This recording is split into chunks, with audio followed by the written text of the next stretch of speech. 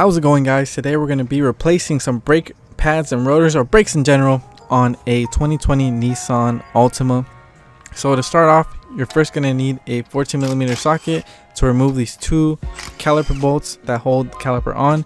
And then to compress it, you could either use a special tool, or I do it the quick way, which is with a flathead screwdriver that fits in there, and you just basically pry it and it compresses the caliper all at once. You don't have to remove it and then compress it.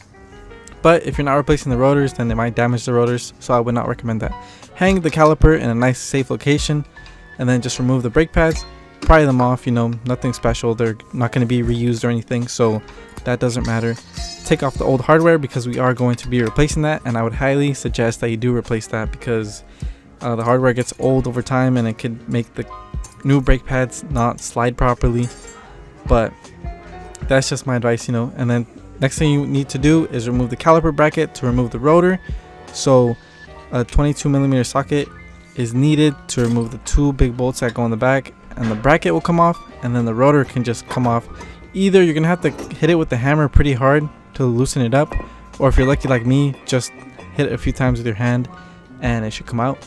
As you can see, the brake pads were pretty low already. They could have gone a few more miles, but better safe than sorry. So all new stuff, hardware, pads, rotors. Make sure to clean your rotor either with soapy water or with some brake clean like I am doing here on both sides.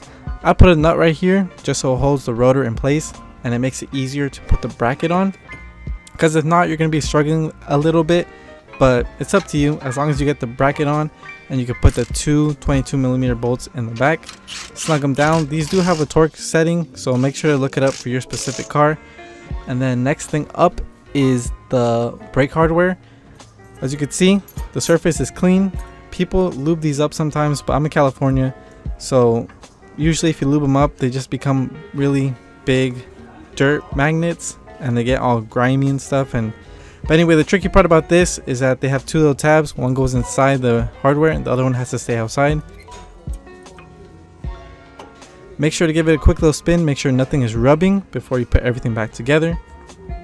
Next thing up is the slide pins.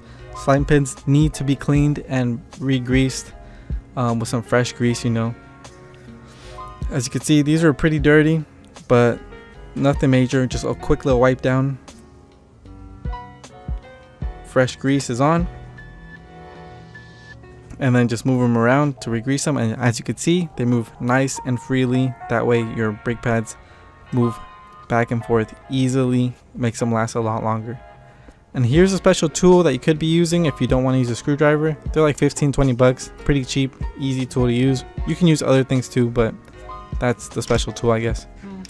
Next thing up, just put the caliper back on, tighten it down with the 14mm bolts, and then that's pretty much it for the front side. Remove the nut, and now we're on the back side. Now for the back side, basically the same thing. Compress the caliper either while on the car with a screwdriver, but as you can see, I kind of messed up with that a little bit. It slipped on me, but it's whatever. So 14mm socket to remove the two slide pins / bolts, because these are a bit different. They come out at once. It's just one big bolt basically. And then once you take those off, you can basically remove the whole caliper pretty easy if you already compressed it. If not, you'll have to maybe wiggle it a little bit. And then after that, you basically are down to the brake pads, which you can remove pretty easy as well. Remove the hardware as well, just like the front.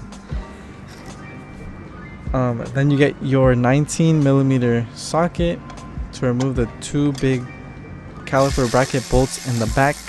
Those are pretty tight, so make sure to have a breaker bar or a power tool.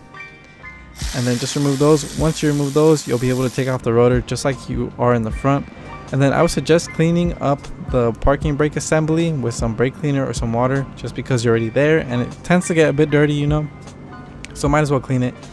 So you put your rotor on after you cleaned it, put the bracket back on, tighten up the two big bolts in the back. Oh, so one big thing about these brake pads in the rear is that one of them has a tab and the other one does not, and same thing with the other side. So the one with the tab goes on the inner pad, and then the one without the tab goes on the outer pad. Same thing with the other side.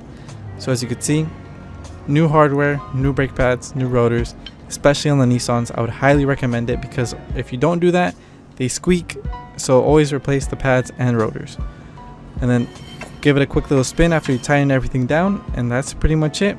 No noises, you should be good to go. Test drive it, break them in. There's certain braking procedures for each car. So this is pretty much help you out for any 2020 Nissan Altima, Maxima, other Nissans. Should be about the same thing. But thanks for watching, and see you guys.